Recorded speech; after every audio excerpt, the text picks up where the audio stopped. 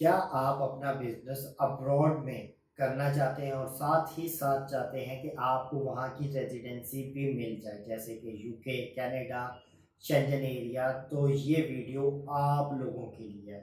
आज मैं जिस वीज़े की बात करूँगा ये गोल्डन की है किसी भी मुल्क में आपको रेजिडेंसी के लिए। तो चलते हैं अपने टॉपिक की तरफ। मेरा नाम आमिर शहजाद है और मैं ओनिक्स इंटरनेशनल वीज़ा की सर्विसेज को प्रोवाइड करता हूँ। सबसे पहले आज हम इस वीडियो के अंदर क्या क्या डिस्कस करेंगे वो मैं आपको बता देता हूँ। ये वीज़ा है क्या, इसके फ़ायदे क्या हैं, इसकी रिक्वायरमेंट्स क्या है और इसकी कॉस्ट और प्रोसेसिंग टाइमिंग क्या है और इसको अप्लाई कैसे करना है, और एट द एंड एक आपको प्रोटेक्ट दूंगा। ठीक है, तो सबसे पहले मैं बात करता हूँ कि ये इस वीज़े का नाम क्या है। इस वीज़े का नाम है स्टार्टअप वीज़ा। जी हाँ, इस वीज़े को कहा जाता है स्टार्टअप वीज़ा। और ये जो है उन लोगों के लिए डिज़ाइन किया गया है जिनके पास इनोवेटिव बिजनेस प्लान होता है।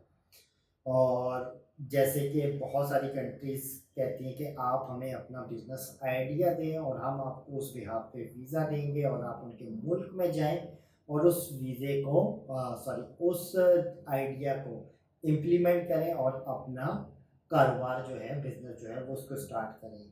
ये वीज़ा कनाडा ऑफ़र करता है, यूके ऑफ़र करता है, पुर्तगाल करता है, एस्टोनिया करता है और इसके अलावा भी काफ़ी सारी कंट्रीज़ हैं जो इस वीज़े को ऑन करती हैं, मतलब ये वीज़ा आपको इशू करती हैं। स्टार्टअप वीज़े की बात कर रहा हूँ, ठीक हो गया। अच्छा, इसके बेनिफिट क्या क्या हैं? इसमें सबसे पहले तो आपको रेजिडेंसी मिलती है और आपके जो फैमिली मेम्बर्स हैं उनको भी रेजिडेंसी मिल जाती है। एज यूजल लोकल मार्केट में आपको एक्सेस मिल जाता है, वहाँ के इन्वेस्टर, एंटरप्रेन्योर ये सारे, और आपके पास आज़ादी होती है कि आप अपने बिजनेस को जैसे मर्जी ग्लोबली एक्सटेंड करें। ये तो उसके बेनिफिट्स होते हैं, ठीक हो गया। अब आते हैं कि इसकी रिक्वायरमेंट क्या क्या है। सबसे मोस्ट इम्पोर्टेंट जो इसकी की है, जो जिसके ऊपर आपका ये वीज़ा बेस कर रहा होगा, वो है आपके पास इनोवेटिव बिजनेस प्लान। यूजुअली ये प्लान जो रेकमेंड किया जाता है वो किया जाता है कि एटलीस्ट 35+ पेजेस का ये बिजनेस आइडिया होना चाहिए, जिसमें पूरी मार्केट रिसर्च, आप क्या करने जा रहे हैं, कैसे करने जा रहे हैं, कितने वहाँ के आपके एम्प्लॉइज़ होंगे, पहले साल आपका क्या टर्नओवर रहेगा, दूसरे साल क्या रहेगा, इससे उस मुल्क को क्या फ़ायदा होगा और वहाँ के कितने लोकल्स के लिए आप वहाँ पे जॉब्स जो हैं वो क्रिएट कर सकते हैं, ये इसके अंदर मेंशन होना चाहिए। इसके बाद दूसरे नंबर पे इंडोर्समेंट से आपको उसकी अप्रूवल करनी पड़ती है। इसको आप सिंपल अल्फाज में समझें तो गवर्नमेंट ने कुछ इदारों को ऑथराइज किया होता है कि वो इस बिजनेस प्रपोजल को चेक करें और आपको अप्रूवल दें कि आया ये बिजनेस प्लान वाकई ज़बरदस्त है, बहुत अच्छा प्लान है, तो ये आपको अप्रूवल चाहिए होती है। प्रूफ ऑफ फंड, अच्छा ये बहुत ज़्यादा नहीं चाहिए होता। एक रफली अगर आइडिया लें तो 5 लाख रुपए मिनिमम, डिपेंड करता है आप किस कंट्री का वीज़ा अप्लाई कर रहे हैं, 5 लाख मिनिमम कंसेक्टिव 28 डेज से आपके अकाउंट में मेंटेन होने चाहिए। सिंपल अल्फाज में बताऊं तो आपके अकाउंट में क्लोजिंग बैलेंस मिनिमम 5 लाख तक का होना चाहिए और उसको आपके अकाउंट में पड़े हुए 28 दिन से ज़्यादा हो चुके होने चाहिए। अगर आज पैसे डलवाते हैं तो 28 दिन तक आप ये वीज़ा नहीं अप्लाई करें, 28 दिन के बाद आप उसको अप्लाई करें। दैट्स अ की पॉइंट। ओके, एक मेन की पॉइंट है वो मैं बिल्कुल एंड में आपको बताऊंगा। इसके बाद बेसिक लैंग्वेज स्किल, ये आपको चाहिए होता है। हर मुल्क की अपनी अपनी रिक्वायरमेंट है कि हम इतना बैंड चाहिए, इतने टाइम, तो आपको बेसिक लैंग्वेज स्किल आपके होने चाहिए। क्लीन क्रिमिनल रिकॉर्ड होना चाहिए, आपका कोई क्रिमिनल रिकॉर्ड नहीं होना चाहिए, ये इसकी रिक्वायरमेंट है। अब अगर मैं बात करूँ इसकी कॉस्ट या इसके प्रोसेसिंग टाइम की, तो सबसे पहले अगर मैं कॉस्ट की बात करूँ तो $200 से लेके 2000 USD डॉलर के बीच में इसकी वीज़ा फ़ी होती है। डिपेंड करता है किस कंट्री में आप अप्लाई कर रहे हैं। किसी स्पेसिफिक कंट्री के ऊपर अगर आपको डिटेल चाहिए उस स्टार्टअप वीज़े की तो मुझे कमेंट्स में बताइएगा, मैं स्पेशली उसके ऊपर, उसके स्टार्टअप वीज़े के ऊपर वीडियो बना दूँगा। प्रोसेसिंग टाइम की बात करूँ तो 2 महीने से लेके 1 साल तक, 2 महीने से 12 महीने तक का इसका प्रोसेसिंग टाइम होता है।